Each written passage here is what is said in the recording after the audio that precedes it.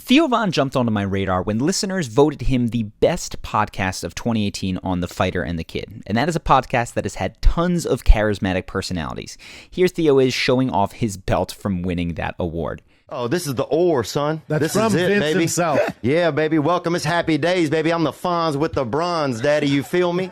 Now, Theo is obviously a funny guy, but what I have found most intriguing about him is how he conveys a sense of effortless charm, whether he's doing stand-up, monologuing on his podcast, or making a guest appearance on someone else's. Very charming. Very charming.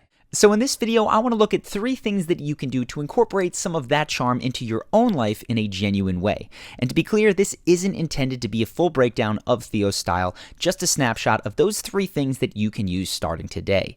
The first thing that you notice about Theo is that he isn't an over-the-top attention grabber like some of the other personalities that I've covered on this channel. Theo has a relaxed and laid-back style, and it makes him more approachable, but sometimes that relaxed attitude can make it tough to maintain the attention of an audience, except that Theo has developed some excellent tools to grab attention without resorting to raising his voice or over-the-top physical comedy. Here's an example of what he does. That's when I got involved in this damn cult. What the fuck? Whatever. Is that a real cult? Yeah, bro. Are you not on set there? That's out in Reseda, dude. You notice that Theo instantly has Brendan's attention without having to raise his voice, and he does it by being deliberately vague. Watch how Brendan continues to ask questions and say, "What is going on here?" What are you doing? Huh? Why are you doing Looking that? for the Lord, brother. What do you think I was doing?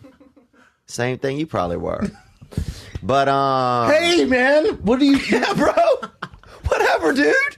Here's another example. Again, Theo calmly makes a statement that immediately raises a question in Joe Rogan's mind, and you'll probably have the same question when you listen. We had a dude in our neighborhood named Mr. Langenstein, and he used to invite us over to chill out and shit, but we didn't know he was a pedophile, but You didn't know? How'd you find out? he ended up going to jail for it. So you're hanging out with him for a while and you didn't know? Now, you may not have any particularly crazy stories, but you can make all of your stories much more engaging if you have the self-control to purposely leave key questions unanswered, especially in the beginning of the story. Rather than rushing to tell how things turn out, bait your audience with a puzzling setup and let them ask you to elaborate. Because if people start asking you questions, you know that you have their full attention when you do speak up and continue. Now, this is a charming and non-pushy way to hook an audience's attention even when you're in a large group. The next point is one that I haven't often covered on this channel, and it's Theo's style of active listening, where some of the charismatic personalities will dictate the topic of conversation at almost all times. Theo is very comfortable listening to others building fascinating conversation and then working off of that, whatever topics they choose. The next clip is a great example. Here he and Jordan Peterson are speaking about the results of marijuana legalization. Pay careful attention to how Theo listens to what Jordan is saying and then expands on it in a humorous way. Crime rates have gone down. Interesting. Well, people Yeah. stoned on pot. Like, Dude, it's what hard are to you gonna pick do, somebody's pocket. Go Yeah. break into a building? Yeah. I don't think so.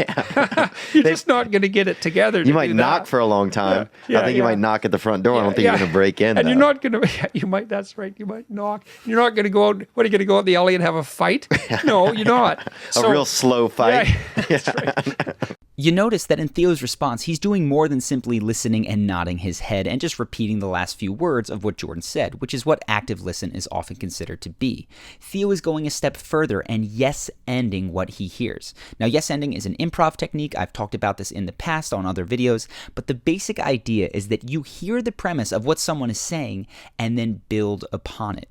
When you're aiming for a funnier interaction, you can use the yes-and technique to build an absurd interpretation of what they just said. So here are 2 examples with Jordan Peterson. First, as they talk about what happens when you leave your house alone for an extended period of time. Like, leave your house alone for a year. Yeah. See what happens to it. It's like, Yeah, oh, it's way better. It's like, no, it's not. It has black mold everywhere, right? And the vandal has moved in. There's graffiti everywhere. And Yeah, there's squirrels drawing a pentagram. Like, things have gotten out of hand. Exactly. And then again, when Jordan says that you need to be realistic in your desires and not want to have, say, a castle in the sky, Theo ends that premise, adding more absurd reasons why you couldn't have a castle in the sky aside from the obvious. Watch here. You have a castle in the Right. air. Well, except they won't stay in the air. So, like, you know, let's and stay there's with. going to be laws. Well, there's all. Are there? You know what I'm saying? Like, There's going to be laws. they're going to tax you Yeah, probably. and there's going to be other people that you have to take into account. Here's one more example of yes ending to the absurd extreme. This time it's as Theo ruminates to himself on his own podcast. And the context in this case is that Theo thought that people only had 9 pints of blood in their body, and he's hearing for the first time that the actual number is more like 12 pints. Oh, no, that's not. Well, 9 pints isn't that. I mean, if you only have 9, you're supposed to have 12. I mean, you're going to have kind of a squishy handshake, I feel like. You know? Now, all of the phrases Theo has used so far have been unique to the story he's about to tell, but there is one phrase that you can use repeatedly in any sort of situation where something undesirable happened, and this is it. I'm a sober guy. Thank you. Appreciate it. I didn't want to be, but this is what happened. The phrase, "I didn't want it to, but this is what happened," immediately captures attention because it sets up a story of frustration, and we all love those when they involve other people. Plus, if you get the timing on this phrase right, you will start your story off with a laugh. The value of this technique is not only in that it's fun and funny, but that it's also a non-domineering way to add to conversation. You don't have to lead every single topic. You simply need to listen and respond with these fun tangents. It's a way to be charming and engaging without having to be a prima donna who requires the attention all the time. Now, lastly, I think a good portion of Theo's charm comes from his non-judgmental authenticity. He often shares stories from his own life that don't exactly paint him in the best light, like the creepy text that he sent to the wrong woman when he was feeling lonely. She wrote, "Cool, you are going in my Rolodex," right? That's what she wrote. So I thought it's a Snapchat girl. She'd asked me for my number. I said, "I want to go in more than that." Creeping. Damn it!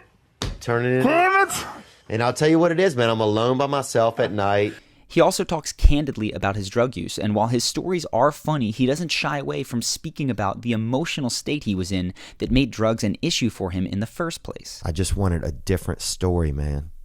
I wanted to be in a family, and I wanted to feel loved, you know?